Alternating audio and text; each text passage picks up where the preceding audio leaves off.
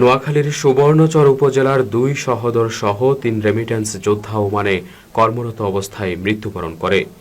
১ December মঙ্গলবার সকাল ৭টার সময় ওমানের আল ওয়াফি নামক জায়গায় কূপের কাজ করা অবস্থায় কূপের ভিতরে পড়ে তারা মারা গেছে বলে জানা যায়।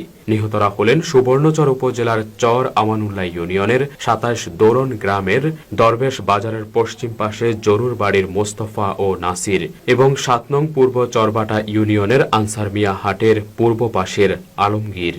ওমান প্রবাসী রেমিট্যান্স যোদ্ধাদের আত্মত্যাগের বিনিময়ে পরিবার, দেশ ও দশের কল্যাণে নিবেদিত এই যোদ্ধাদের মৃত্যুতে সুবর্ণচরের ২৭ দোরন ও পূর্ব চরবাটা গ্রামের বাড়িতে চলছে শোকের মাতম।